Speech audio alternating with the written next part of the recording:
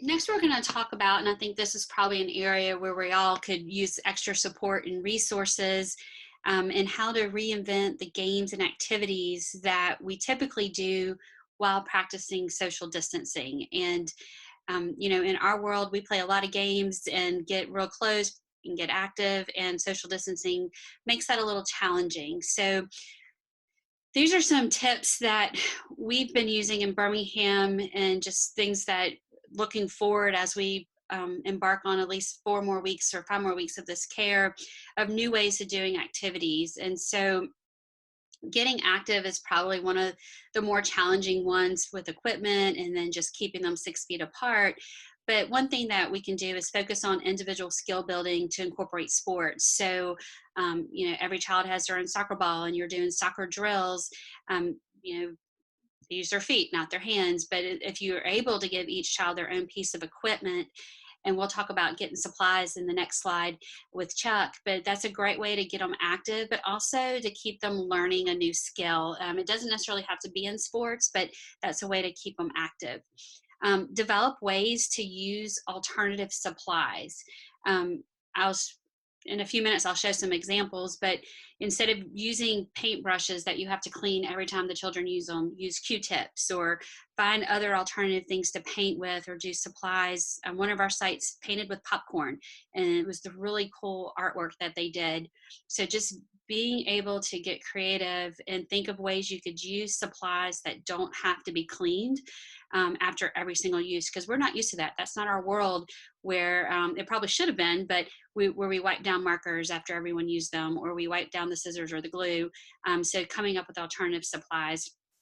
I think really one great way that we can, incorporate voice and choice, and also some leadership development, is allowing the children to be part of the process. So thinking of what's a traditional favorite game that you're playing, or you play in your programs, and let the children be part of the process of how can we create this and still be fun and still play the game, but what can we change to keep the 6-foot social distancing, to keep the equipment where it's not being shared, or limited sharing of the equipment.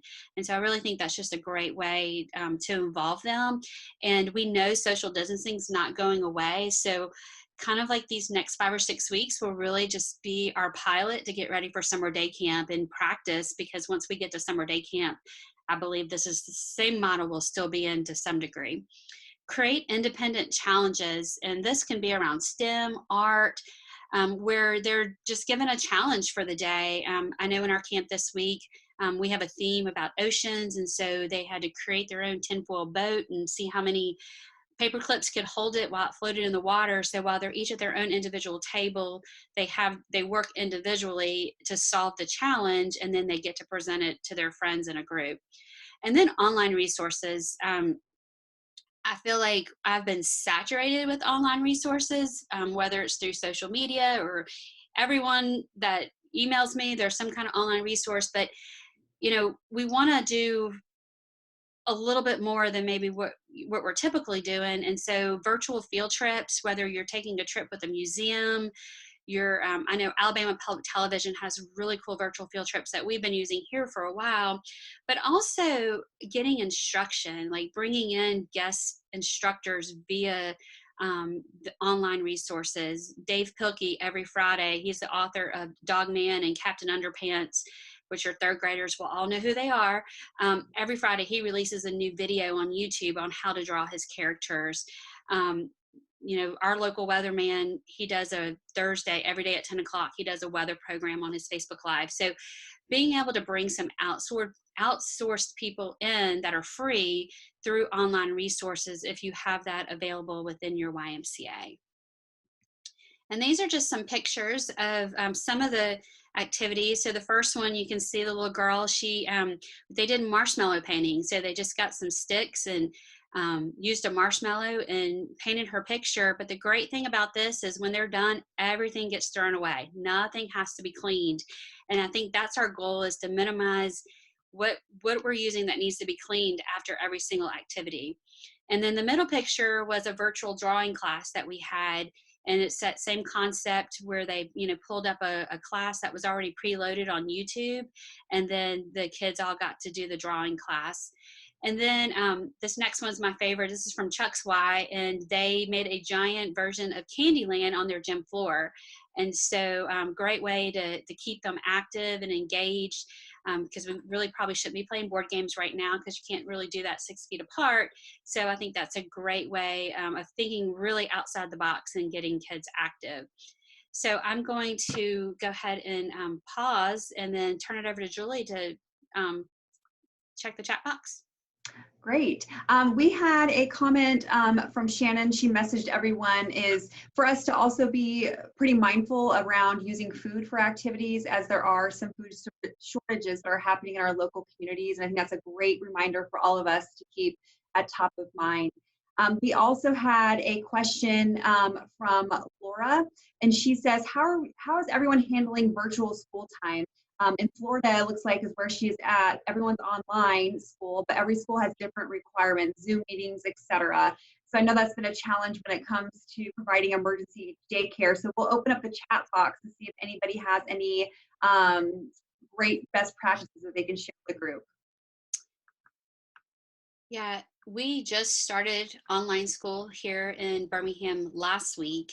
And so because we don't allow children to bring electronic devices to the Y, we did create a technology use agreement that all the parents had to fill out before they before their children could come. And then we have 2 times set in our schedule for their online learning. We have a time in the morning and a time in the afternoon. And we've asked the parents to provide us or have the passwords and usernames already preloaded onto their devices. And if there's anything specific, then they just need to make the staff aware. We'll try to accommodate all those special Zoom things, but honestly, I know for our school districts, participation is not being, it's highly encouraged, but not being graded. And so while we don't want to downplay that with academics, I also think that there's only going to be so much at the Y that we can do, especially if you're serving multiple children from multiple school districts who have different things that they're doing. Yeah, and we're doing almost the same exact thing as Rhonda mentioned. We are telling parents up front that this is part of the schedule, so we expect them, if they're not able to bring in their device, that we expect that they will be doing something academic, even if it's reading a book during that time. The other suggestion I'll say too is we worked with our IT department, and they boosted our Wi-Fi in all the areas that the children are going to be using, because during those times it gets pretty loaded. Rhonda, we did have a comment from Brian Hunt who would like you to share that agreement. If you can share that with everybody, if they're looking for that for their emergency childcare. And it looks like most of the comments that we are getting are pretty similar to what Chuck and Rhonda had explained, is including it into their schedule time.